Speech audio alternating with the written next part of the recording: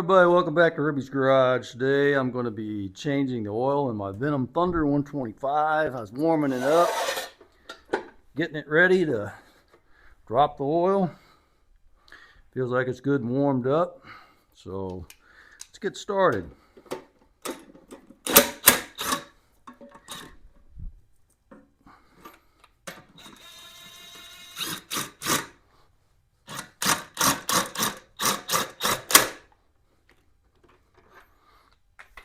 I really like this jack. It's really a handy thing to have on something like this.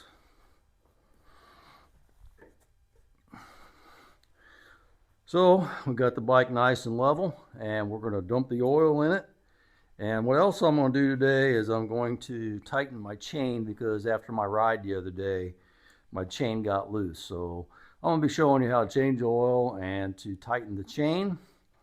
And I'm going to have just a small little review on this bike, things I learned about it while I was riding it last weekend. So stick with me on it. Okay, the drain plug is right down here. There's a big hole for you to be able to get to it. It's a 17 millimeter.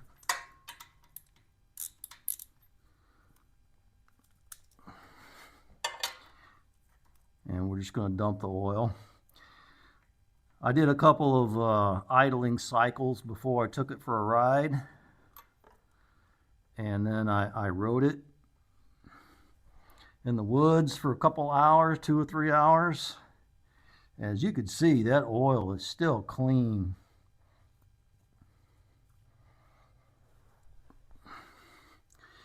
And I think that this is going to hold about a quart or so. We're going to let that drain all the way out.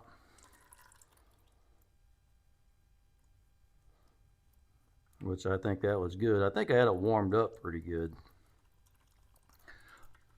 The bike's still a little bit dirty. I was out in the mud and everything. It was kind of a muddy day. I don't see a sealing washer on this. Unless, oh, it's still on there. There's a sealing washer that's on this drain bolt. Mine's still stuck on the engine. I'm just going to leave it there. I am going to reuse it. It should be good for at least one more oil change. 1 to 2 oil changes is usually about all you get out of a sealing washer. Or you can change it every time, whatever you feel comfortable with. I'm going to try to get as much oil of that out as I can, so I'll be back in a minute. Okay, here's the drain bolt sealing washer. I'm going to show you, in case you wanted to order some, the size of this sealing washer. As you can see that it's a 12 millimeter. So if you want to order a bag of extras for sealing washers, get a bag of 12 millimeter washers. Okay, I'm going to go ahead and put my washer back on. I'm going to put my bolt in my socket. And then we'll screw it in.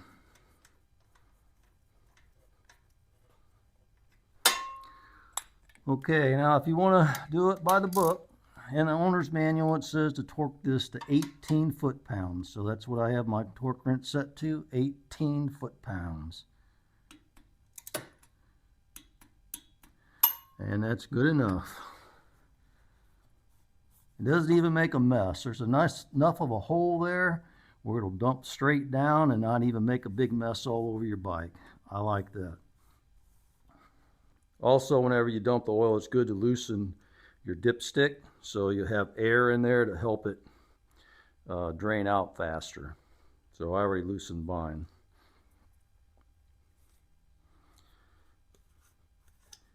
And get you a nice clean funnel. And pour in approximately a quart. It's probably a little bit less. I'll let you know how much I put in. Okay, that's about a liter, a little bit less than a liter of oil. Let's see where we're at on our level.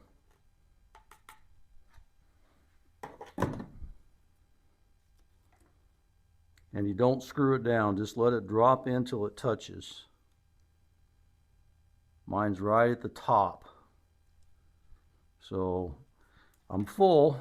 I'm gonna start it up now and let it run for a little bit to circulate, and then I'll check it again.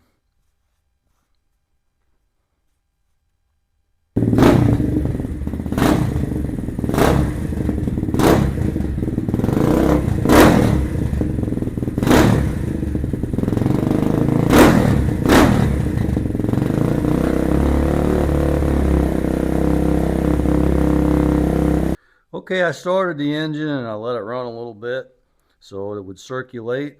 And now I'm going to go ahead and tighten up my chain, and then I'll come back and we'll check the oil after I tighten the chain up.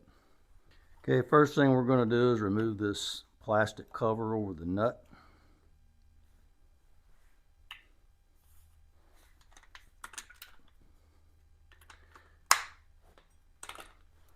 Then we're going to take a 19mm socket on this side and a 17 on the other side, and we're going to loosen this wheel up, this axle.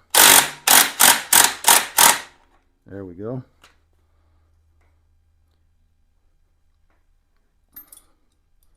Now we want to loosen our jam nut.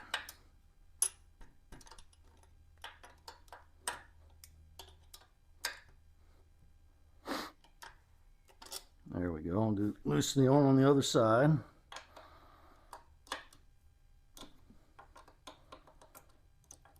Okay. So now we're going to tighten these up evenly. Yeah, we're getting close. Yeah, I think we're there. Let's roll it.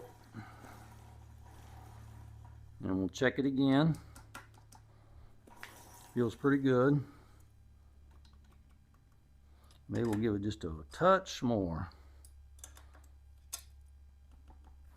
There we go. That feels good. Okay, so now we're going to run the jam nuts down. We'll tighten these jam nuts down. We want to hold this so our adjuster doesn't move. My adjuster just moved, so we want to hold this adjuster and tighten your jam nut.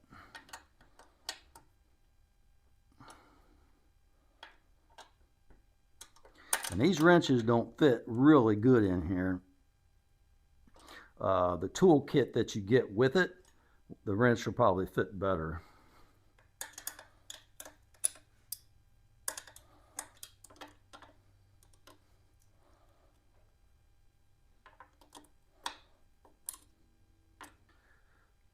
Okay, after you get your chain tensioned to where you like it, you look down in here and between the swing arm and the tire, and you look at the distance from the edge of the swing arm there to the edge of the tire, and from the swing arm there to the edge of the tire. You want this centered in the swing arm opening, and mine looks really centered. So I think we're good. Now we're going to lubricate the chain.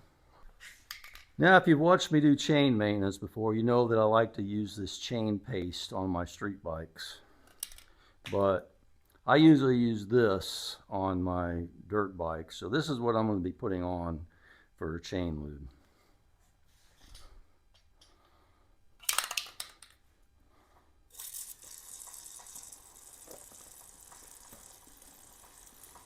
You don't want to go crazy with it. I'm putting probably a little bit extra on it because I didn't put any on it when I first got the bike. It did come with a little bit on it, but I want to make sure it's all the way around, so I lubricated it all the way around, one good revolution. Kind of work it in, let it work itself in.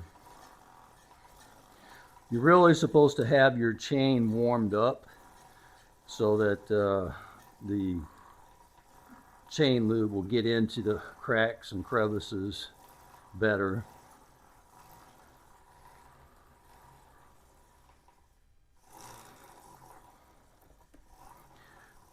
Rolls nice and free. Okay, now we'll check the tension. Tension is a little on the tight side, but I think it's good because this chain may still stretch just a little bit more. It's new, so I'm good with it. Okay, now that we got the chain tension correct, I'm going to use my Tecton 1/2-inch drive torque wrench, And we're going to torque this down to 45 foot-pounds. I'm going to back it up on the other side with a wrench. Should be getting close.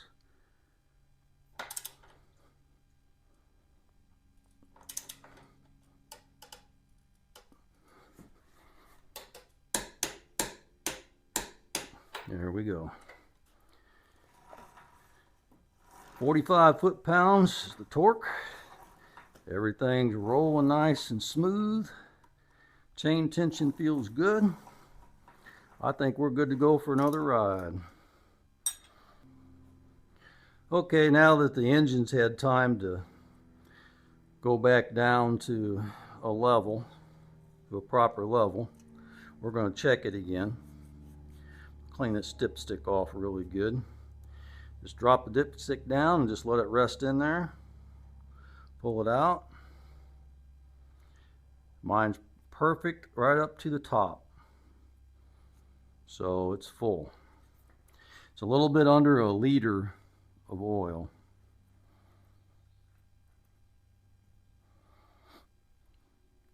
If you were going to ask exactly how much it is, I'd say put in like maybe half, 3/4 of a quart and just pour in a little bit, check it, pour in a little bit, check it, because you don't want to overfill it. You want it about right, about perfect.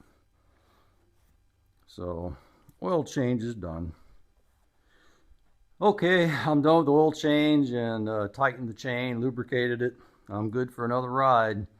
I did put the little cap, plastic cap back on the axle back here. I forgot to show that, but I did put it on. And my bike's now got about 4 hours on it, and I've really enjoyed it. Just let me tell you a little bit about it. This bike, really, this 125, got quite a bit of power. I think they listed at 7.5 horsepower, something like that. But when you're riding the trails and stuff, it's, you know, it seems like it's got plenty. I don't really see a need for any more horsepower for the way I would ride it. It's a lot of fun, and it only being a 4-speed, I was kind of concerned about that. I thought, well, you know, is 4 gears going to be enough? Well, when I was out in the woods, second and third was basically all I was riding. I mean, I'd get fourth on a good straightaway to really, you know, get with it, but for the most part, second and third's all I was riding with this bike, and it was plenty. The suspension on it was pretty decent. The rear seemed like it has a lot of travel, which, you know, when you're making jumps, you land on the rear and come down on the front. That's the proper way to jump. So you want to make sure you got plenty of rear suspension for sure. And it does seem like there's plenty in the back. The front, it might not have as much as it would need for really big jumps and stuff like that. But little jumps that you may do in trails and stuff, I think it's fine. The suspension seemed like it did really well. I was going over those whoop-de-doos pretty quick on it, and it seemed like it handled it really well. So this bike did really good in the woods, and the tires, as wet as it was, I thought did pretty decent. I mean, they're not super aggressive knobbies. They're pretty good knobbies, though. And they did pretty good. I was surprised. They did do good. I was only once, I think, I washed out. I didn't go down the ground, but I went around a corner and woo, I slid sideways and almost went down. It was close. But for the most part, I had a fun day and didn't have any problems at all. The bike starts, runs, and rides great. The brakes seem to function good.